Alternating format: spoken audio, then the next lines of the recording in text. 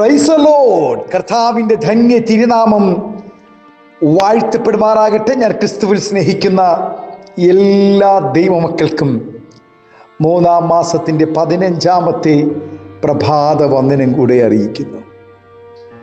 ലോകമെമ്പാടുമായിരുന്നു കൊണ്ട് ഈ പ്രഭാതവും ഈ വചന സന്ദേശം ശ്രവിക്കുന്ന എല്ലാ ദൈവദാസന്മാർക്കും ദൈവദാസുമാർക്കും വാത്സല്യ കുഞ്ഞുങ്ങൾക്കും എൻ്റെ ഹൃദയത്തിൻ്റെ ആഴമേറിയ സ്നേഹത്തെയും വന്ദനത്തെയും നന്ദിയും ഒപ്പം പ്രാർത്ഥനയും അറിയിക്കുന്നു.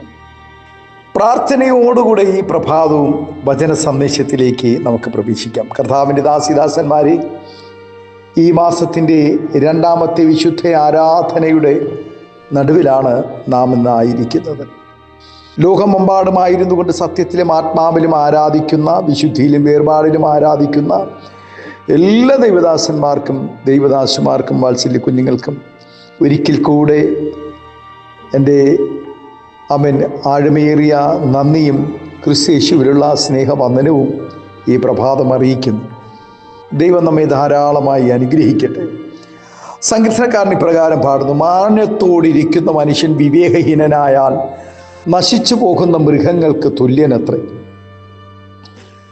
മൃഗങ്ങളിൽ നിന്നും മനുഷ്യർക്കുള്ള പ്രത്യേകത മനുഷ്യന് വിവേക ബുദ്ധി ഉണ്ടെന്നുള്ളതാണ്. മൃഗങ്ങൾക്ക് ദൈവം അത് കൊടുത്തിട്ടില്ല. കൂടാതെ മനുഷ്യൻ ആത്മാവായ ദൈവത്തോട് ബന്ധപ്പെടേണ്ടതിനായി മനുഷ്യൻ്റെ ഉള്ളിൽ ദൈവം ആത്മാവിനെ സൃഷ്ടിക്കുകയും ചെയ്തു. എന്നാൽ ദൈവത്തെ അറിഞ്ഞ് ജീവിക്കേണ്ട മനുഷ്യൻ വിവേകബുദ്ധി ഇല്ലാത്തവരായി തീർന്നു. മൃഗത്തെക്കാളും അധംപതിച്ച് നികൃഷ്ടരായി തീർന്നുകൊണ്ടിരിക്കുന്നു.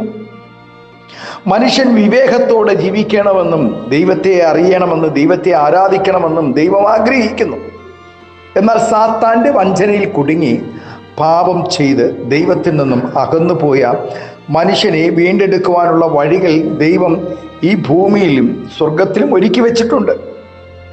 എങ്കിലും വഞ്ചകനായ സാത്താൻ്റെ കെണിയിൽ കുടുങ്ങി വകതിരിവും വിവേകവും പ്രാപിക്കാതെ ജനകോടികൾ നശിച്ചുകൊണ്ടിരിക്കുന്നു.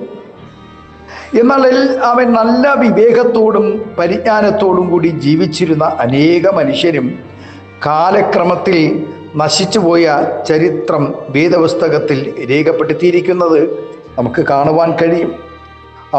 നമുക്കത് ഒരു ബുദ്ധി ഉപദേശവും കൂടെയാണ്. ദൈവത്തിന് അനേക സ്വഭാവ വിശേഷങ്ങൾ ഉള്ളതായി തിരുവചനം പഠിക്കും.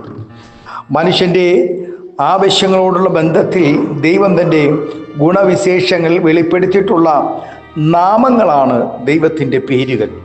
ഇവിടെ ദൈവത്തിൻ്റെ ജ്ഞാനത്തിന് അഥവാ ദൈവത്തിന് വിവേകമെന്ന് പേർ നൽകിയിരിക്കുന്നു. ദൈവം തന്നെയാണ് വിവേകം എന്ന് നാം തിരിച്ചറിയണം. എന്നാൽ ആ വിവേകം നമുക്ക് എങ്ങനെ പ്രാപിക്കാൻ എന്നുകൂടി അറിഞ്ഞുകൊണ്ട് നാം ജീവിച്ചാൽ നമ്മുടെ ജീവിതം ഏറ്റവും ധന്യവും അനുഗ്രഹവുമായി തീരും.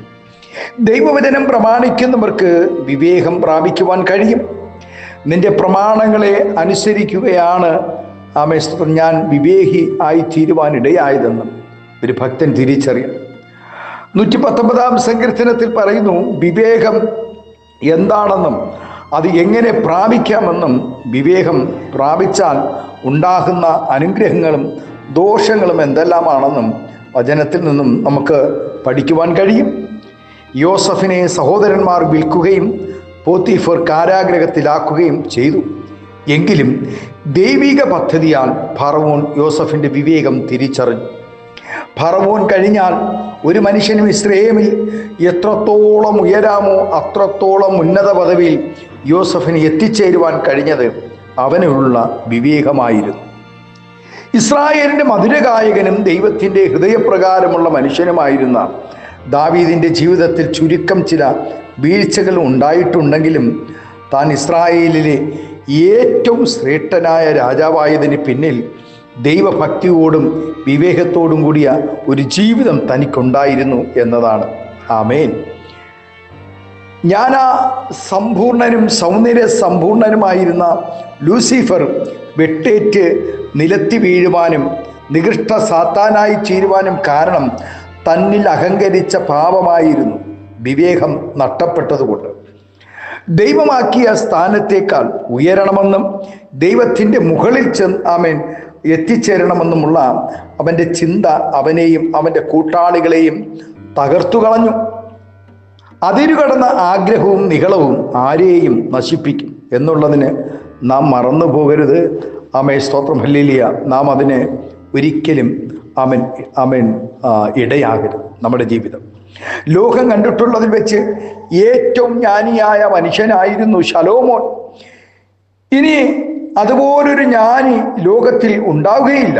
അവനെപ്പോലെ മാന്യനും മഹാനുമായ ഒരു മനുഷ്യൻ ആ കാലത്തില്ലായിരുന്നു. എന്നാൽ ആ മനുഷ്യൻ്റെ ജീവിത സായാഹ്നത്തിൽ ജാതികരായ തൻ്റെ എണ്ണമറ്റ ഭാര്യമാരുടെ ആലോചന പ്രകാരം ജീവിച്ച് നശിച്ചുപോയ ചരിത്രം ഏതൊരു ഭക്തനും ഒരു മുന്നറിയിപ്പാണ്. മാനത്തോടിരിക്കുന്ന മനുഷ്യൻ വിവേകഹീനനായാൽ നശിച്ചു പോകുന്ന മൃഗങ്ങൾക്ക് തുല്യനത്രേ. താൻ മാനത്തോടിരുന്നു, എന്നാൽ വിവേകഹീനനായി തൻ്റെ വിവേകം താൻ സ്വയം നഷ്ടപ്പെടുത്തി തൻ്റെ ഭാര്യമാർക്ക് വേണ്ടി ദൈവഹിതമില്ലാത്ത ബന്ധങ്ങളിൽ അകപ്പെട്ടു പോയാൽ കുഞ്ഞെ, നിന്റെ വിവേകം നഷ്ടമാകും. പിന്നെ മാനത്തോട് എത്ര നീ ഉന്നതങ്ങളിലായാലും നീ മൃഗങ്ങൾക്ക് തുല്യനായി തീരുവാനിടയായി. എത്രയോ പ്രിയപ്പെട്ടവർ ഭാര്യയെ വഞ്ചിച്ച്, ഭർത്താവിനെ വഞ്ചിച്ച്, മക്കളെ അവന് വഞ്ചിച്ച്, അവൻ മാതാപിതാക്കളെ വഞ്ചിച്ച്, ദൈവസഭയെ വഞ്ചിച്ച്, അവൻ വിശ്വാസ കൂട്ടത്തെ വഞ്ചിച്ച് അവൻ ജീവിക്കുന്ന എത്രയോ മാന്യന്മാരെന്ന് പറഞ്ഞ് സ്തോത്രം മാന്യത നടിച്ചിരിക്കുന്ന എത്രയോ പേർ. എന്നാൽ അവരറിയുന്നില്ല, അവർ മൃഗത്തേക്കാൾ ഹീനതയായി, മൃഗത്തേക്കാൾ സ്തോത്രം തകർന്നു പോയെന്ന്, മൃഗത്തിന് തുല്യമായി തീർന്നെന്ന് അവരറിഞ്ഞു പോകുന്നില്ല. ഈ പ്രഭാതം കർത്താവിൻ്റെ ദാസിദാസന്മാർ, നമ്മുടെ ജീവിതം ഏറ്റവും അനുഗ്രഹമാകണമെങ്കിൽ നാം ജ്ഞാനത്തോടുകൂടെ വിവേകത്തോടുകൂടെ ഭൂമിയിൽ ജീവിക്കുവാൻ സ്തോത്രം നാം ഇടയാകണം. മാതാപിതാക്കളുടെ നടുവിൽ ജ്ഞാനത്തോടുകൂടെ നാം ജീവിക്കണം. ദൈവകൃപയോടുകൂടെ ജീവിക്കണം. ദൈവസഭയിൽ നാം ജ്ഞാനമുള്ളവരായി തീരണം. സ്നേഹിതരുടെ നടുവിൽ നാം ജ്ഞാനം പ്രാപിക്കുന്നവരായി തീരണം. ഇന്ന് പകലിൽ ഈ ശബ്ദം ശ്രവിക്കുന്ന എല്ലാ ദൈവദാസിദാസന്മാരോടും ഒരിക്കൽ കൂടെ സ്നേഹത്തിൽ ദൈവസ്നേഹത്തിൽ ഞാൻ അപേക്ഷിക്കട്ടെ. നമ്മുടെ ജീവിതത്തിൽ ജ്ഞാനം നഷ്ടപ്പെട്ടു പോകുന്ന ഒരു കാര്യങ്ങളിലും നാം ഇടപെടരുത്. ജ്ഞാനം നഷ്ടപ്പെട്ടു പോകുന്ന, വിവേകം നഷ്ടപ്പെട്ടു പോകുന്ന ഒരു കൂട്ടായ്മയിലും നാം ഇടപെട്ടു പോകരുത്. അങ്ങനെയാണെങ്കിൽ നിശ്ചയമായും നമ്മുടെ ജീവിതത്തിൽ അനുഗ്രഹമുണ്ടാകും. നമ്മുടെ പ്രാർത്ഥനകൾക്ക് മറുപടി ഉണ്ടാകും. നമുക്ക് മാനത്തോടിരിപ്പാൻ കഴിയും. സ്തോത്രം, ഹല്ലേലൂയ. ഇവിടെ സങ്കീർത്തനക്കാരൻ പാടുന്നു, മാനത്തോടിരിക്കുന്ന മനുഷ്യൻ വിവേകഹീനനായ നശിച്ചു പോകുന്ന മൃഗങ്ങൾക്ക് തുല്യനത്രേ. യേശു ക്രിസ്തുവിനോടുകൂടെ മാന്യനായി ജീവിച്ചിരുന്ന മനുഷ്യനായിരുന്നു യൂദ. എന്നാൽ യേശു ക്രിസ്തുവിനെ ഒറ്റിക്കൊടുത്തപ്പോൾ 30 വെള്ളിക്കാശിനു വേണ്ടി തൻ്റെ ജ്ഞാനവും മാനവും എല്ലാം താൻ തകർത്ത് ഒടുവിൽ നിത്യതയും നഷ്ടപ്പെടുത്തി താൻ തൂങ്ങി മരിക്കുവാൻ ഇടയായി. താൻ യേശുക്രിസ്തുവിനെ ഒറ്റിക്കൊടുത്ത 30 വെള്ളിക്കാശ് തനിക്കും തൻ്റെ കുടുംബത്തിനും ഒരു പ്രയോജനമില്ലാതെ അത് നഷ്ടമായി പോകുവാനിടയായി. കർത്താവിൻ്റെ ദാസിദാസന്മാരോട് ഇന്ന് പ്രഭാതത്തിൽ നാം ജ്ഞാനം പ്രാപിക്കണം, ദൈവകൃപ പ്രാപിക്കണം. അതിന് സ്തോത്രം, ദൈവവചനം അടിസ്ഥാനമായി ജീവിച്ചാൽ പ്രാർത്ഥനയും ഉപവാസവും നമ്മുടെ ജീവിതത്തിൽ അധികം വർദ്ധിക്കുമ്പോൾ ജ്ഞാനം നാം അറിയാതെ നമ്മിൽ സ്തോത്രം ഭാലിൽ ബലപ്പെടുവാനിടയാണ്. ആകയാൽ നമുക്ക് ജ്ഞാനം നഷ്ടപ്പെടാതെ, വിവേകം നഷ്ടപ്പെടാതെ ഈ ഭൂമിയിൽ ജീവിക്കുവാൻ ദൈവം കൃപ നൽകട്ടെ എന്ന് ആത്മാർത്ഥമായി നമുക്കൊരു നിമിഷം കൂടെ പ്രാർത്ഥിക്കാം. നമ്മുടെ കണ്ണുകളെ ദിവസത്തിലടയ്ക്കാം.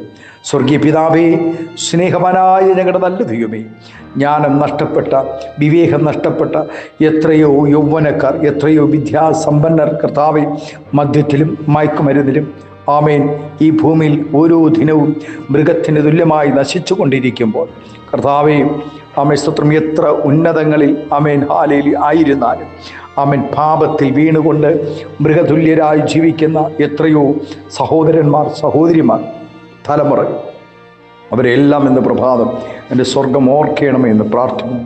വിവേകത്തോടെ ജീവിപ്പാൻ, ജ്ഞാനത്തോടെ ജീവിപ്പാൻ ദൈവകൃപ അവരുടെ മേൽ പകരണമേ എന്ന് പ്രാർത്ഥിക്കുന്നു.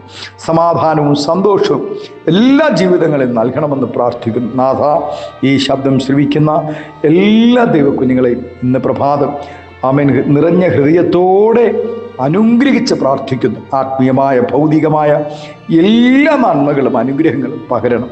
സ്വർഗം മഹത്വമെടുക്കും യേശുവിൻ്റെ നാമത്തിൽ കൃപയോടെ പ്രാർത്ഥന കേൾക്കണമേ. സ്വർഗീയ നല്ല പിതാവേ, ആമേൻ, ആമേൻ.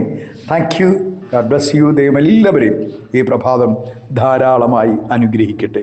Thank U.